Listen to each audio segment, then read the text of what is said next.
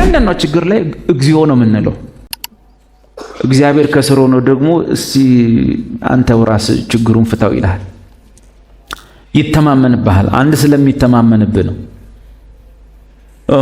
በመጽሐፍ ቅዱስ ውስጥ ችግር ሲገጥማቸው እግዚአብሔር በመጀመሪያ ችግሩ ሳይገጥማቸው በፊት አውቶሪቲ የሰጣቸው ሰዎች ነበሩ። ስልጣን፣ በትር፣ አውቶሪቲ። ግን ስልጣኑን፣ በትሩን፣ አውቶሪቲውን ከያዙ በኋላ እግዚአብሔርን የሚሰራ ስም ከያዙ በኋላ ችግሩ ሲመጣ ችግሩ ገዝፎባቸው ወደ እግዚአብሔር የጮሁ ሰዎች እግዚአብሔር ጎበዞች ጸሎታችሁን ሰምቻለሁ አላለም። ይልቁንስ ነቀፋቸው፣ ተቻቸው። ከብሉይ ኪዳን አንድ ሰው ማየት እንችላለን። ሁሌ ማነሳው ሙሴ ባህር ዝም ብሎ ከፊቱ አልመጣም። ፈርዖን ዝም ብሎ ከኋላ አላሯሯጠው። ፈርዖን ሳያሯሩጠው በፊት ባህር ከፊቱ ሳይመጣ በፊት እግዚአብሔር በምድረ በዳ ውስጥ ገና ሲገናኘው በትርህን ያዝ ብሎታል። በበትሩ ምልክት፣ ተአምር፣ ድንቅ እንዲሰራ አድርጓል። ያቺ በትር ማለት ቃል ስጋ ለብሶ ማለት ነው። የጠንቋዮችን እባቦች ሁሉ የዋጠች፣ የአስማተኞችን ሁሉ አስማት፣ የሟርተኞችን ሁሉ ሟርት የዋጠች በትር ነው። ያችን በትር ይዟል። በዚያች በትር ነው ምድር መጥቶ ምድር ሁሉ ቅማል ሆነው። በዚያች በትር ነው የኛ ሀገር ወንዝ አባይኑ መጥቶ ወደ ደም የቀየረው። በዚያ በትር ነው ምድሩን ሲመታ ጓጉንቸሮች የወጡ። በዛ በትር ሁሉን አድርጓል። ያ ሁሉ እያለ ከፊት ለፊቱ ኢየሱስን ይዞ ቃል ስጋ ሆኖ በትር ማለት ነው። በትሩን ያዝ ወደ ምድር ጣለው እንደተባለ ወደ ምድር ስትጥለው እባብ ይሆናል ማለት ክርስቶስ ስለእናንተ ኃጢአት ይሆናል። ግን ኃጢአት ሆኖ እባቦቹ የነደፉንን መንደፍ አለቅነትና ስልጣናቸውን ሁሉ ይውጣል። ከዋጠ በኋላ ይነሳል እና ያ ቃል ስጋ ሆነ የሚለውን በትር ይዞ ሙሴ ክርስቶስን በእጁ ይዞ ሙሴ ባህር ሲያይ ወደ እግዚአብሔር ጮኸ።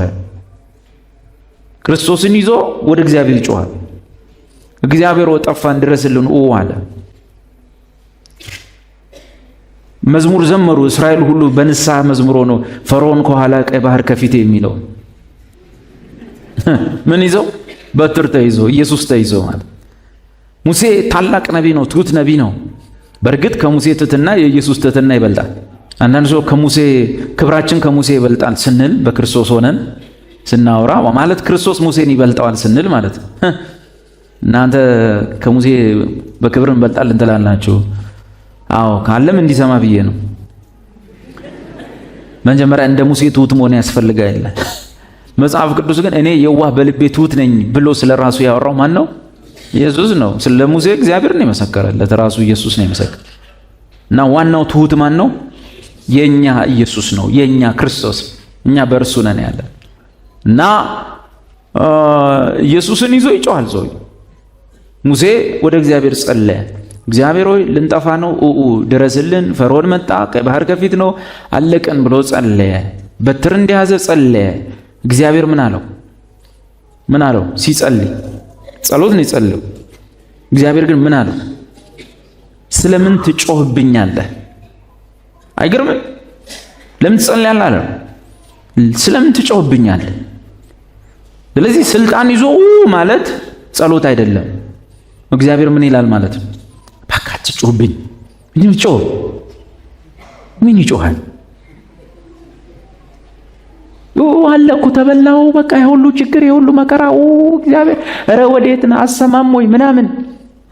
መጀመሪያ እግዚአብሔር ወዴት ነህ አይባልም። እኛን ነው አዳም ወዴት ነህ ያለው አይደል? እግዚአብሔር ሰው በስፍራ ስለሚወሰን የት ጋር እንዳለ አይታወቅምና ወዴት ነህ ይባላል። እግዚአብሔር ያለው በሁሉ ቦታ፣ እግዚአብሔር ያለው በእኔ ውስጥ፣ እግዚአብሔር ያለው በአንተ ውስጥ፣ በአንተ ውስጥ ያለው እግዚአብሔር ነው። እና ሙሴ ለምን ትጮህብኛለህ እንደተባለ ሁሉ ብዙ ሰው ለምን ትጮህብኛለህ ይባላል ማለት ምን ነው ሲለው በእጅ በትር ይዘህ እንዴ ያለው? አዎ። እና መተዋ ባህሩ ነው እንዴ ያለ? ስንት ቀን ስንት ተአምር የሰራበትን ባህር ጋር ሲደርስ፣ ትልቅ ችግር ጋር ሲደርስ ተፈተነ። እምነቱ ተወሰደ፣ ማየቱ ሁሉ ተወሰደበት። ምን እንደያዘ እንኳን ረሳ። ከፊት ከነበሩት ችግሮችና ችግሮቹን ከታለፈባቸው ተአምራት ይልቅ አሁን ያለው ችግር ሲገዝፍ ወዴት አለ እግዚአብሔር? ኧረ ስማናል። ምን ትጮህብኛለህ? ስለዚህ አንዳንድ ገዘፍ ያሉ ችግሮች እግዚአብሔር በሰጠን አቅምና ስልጣን የሚፈቱ ሲሆኑ እግዚአብሔር ላይ ሳይሆን መጮህ ችግሩ ላይ መጮህ ምን ትደነፋለህ ቀይ ባህር? ምን ታጓራለህ ፈርዖን? በእጅህ እኮ ስልጣን አለ። እግዚአብሔር ላይ ከመጮህ ችግሩ ላይ መጮህ።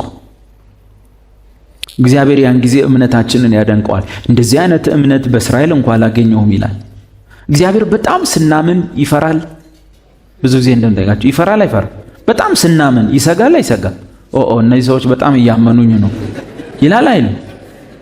ይፈራል። እና እግዚአብሔርን ደስ ማያሰኘው ምንድን ነው? እግዚአብሔርን ደስ ማያሰኘው ምንድን ነው? አለ እምነት እግዚአብሔርን ደስ ማሰኘት አይቻልም። አለ እምነት ነው። አለ ጸሎት፣ አለ እምነት። እንደውም የአንዳንዶቻችን ጸሎት አለማመናችንን ነው የሚያሳየው። ስለዚህ ከመጸለይ ፊት ማመን ነው የሚቀድመው። ሳያምን የሚጸልይ ሰው ከጌታ ዘንድ አንዳች የሚቀበል እንዳይመስለው ተብሎ ተጽፏልና ከጸሎት እምነት ይቀድማል። እና ትጮብኛለህ አለው። በትሩ መታ። ከዛ በኋላ ውሃው ተከፈለ፣ ሰዎቹ አለፉ። ይሄ በብሉይ ኪዳን ነው። በአዲስ ኪዳን እነ ጴጥሮስ እናስታውሳለን። ችግር መጣባቸው፣ ከተለመደው ችግር የከፋ። ምኩራብ አካባቢ ሰው ይገላምጣቸዋል፣ ሰፈር ውስጥ ሰው ይጠላቸዋል። ኢየሱስን ስለተከተሉ የሃይማኖት ሰው ይጠላቸዋል፣ ሌላው ይገላምጣቸዋል። ከገበሬ ማህበር ከገጠር ስለመጡ ናዝሬትና ገሊላ ዙሪያው ገበሬ ማህበር ነው፣ ገጠር ነው። ኢየሱስ ራሱ ገጠሬ ነው፣ የከተማ ልጅ አይደለም፣ የገጠር ልጅ ነው። እና የገጠር ልጅ ኢየሱስና የገጠር ጓደኞቹ ከተማ ገቡና ሰው ሁሉ እነዚህ ከገሊላ አይደል የመጡት ምን ይመስላሉ ያላለፍ እና ይሄን ሁሉ ተቋቁመው በኋላ ግን ያልጠበቁት ነገር ሆነ። ያም ከኢየሱስ ጋር በታንኳ በሚሄዱ ሰዓት ላይ ውሃው ደነፋ፣ እየዘለለ መርከብ ውስጥ መግባት ጀመረ። ታንኳ ውስጥ ኢየሱስ የታንኳው የታችኛው ክፍል ላይ ትራስ አድርጎ ለጥ ብሎ ተኝቷል። መጽሐፍ እንደሚል ትራስም አድርጎ ተኝቶ ነበር ይላል። እና ሐዋርያቱ መጸለይ ጀመሩ። ወደ ጌታ መጥተው አይደለም ምን አሉ? ተንበርክከው ጌታ ሆይ ስንጠፋ አይገድህምን አሉት። ችግሩ በጣም ትልቅ፣ ሌላ ቀን ያላሉትን ጸሎት ጸልየዋል። ጌታ ሆይ ስንጠፋ አይገድህም ወይ? ኢየሱስ ምን አለ? አይዟችሁ ጸሎታችሁን ሰምቻለሁ አላለም። ምን አለ? አለማመናቸውን ነቀፈ። እምነታችሁ ወዴት ነው አለ። በጸለዩ ጌታ ሆይ ልንጠፋ ነው አይገድም ወይ? ልንጠፋ እኮ ነው። ይኸው ውሃው ምን ነክቶሃል? አንድ ነገር አድርግ እንጂ። ይሄ የጭንቅ ሰዓት ጸሎት ኢየሱስን ጎሽ አላስባለው። ያስባለው ሲልቁንስ ወደ መንቀፍ ነው የመጣው። እምነታችሁ ወዴት አለ? አለማመናቸውን ነቀፈ ኢየሱስ። እሺ እና ታዲያ ምን ማድረግ ነበረብን? ማድረግ ያለባቸው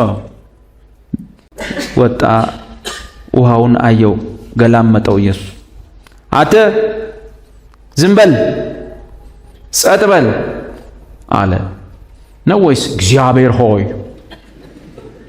የባህሩ መናወጥ የወጀቡ ስፋት ብሎ ስለ ወጀቡ ማብራሪያ ሰጠ? የወጀቡን ትልቅነት የችግሩን ትልቅነት ግዝፈት አብራራ? የብዙዎቻችን ችግር እዚህ ጋር ችግር ሲመጣ በእግዚአብሔር ፊት ሆነን እንኳን ስንጸልይ ማለት ነው። እግዚአብሔር እንዲረዳንም መጸለይ ጥሩ ነው። ሐሳቤን ትረዱኛላችሁ።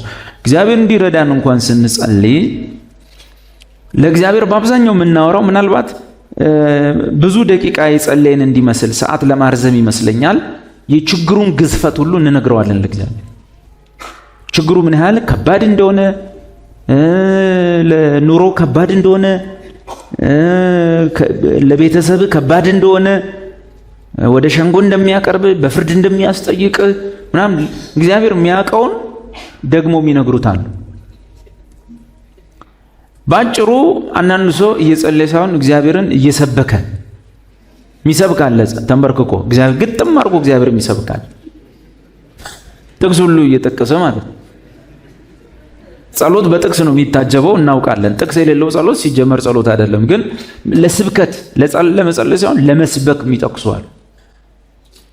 የማርዘም እኝኝኝ ማለት ጉዳይ ካለማመን የሚመጣ ርዝመት ማለት ነው። በመንፈስ ቅዱስ የሚሆን የጸሎት ርዝመት ሳይሆን ካለማመን የሚመጣ ርዝመት፣ የጸሎት ርዝመት ኢየሱስ ካለማመን የሚመጣ አንድ በሃይማኖተኛነት የሚመጣ የጸሎት ርዝመት እንዳለ ነግሮናል። ይኸውም አይሁዳውያን፣ ፈሪሳውያን፣ ጸሐፍቶች፣ የቤተ ክህነት ሰዎች ሁሉ በጸሎት ርዝመት እያመካኙ የመበለቶችን ቤት ይበዘብዛሉ ይላል።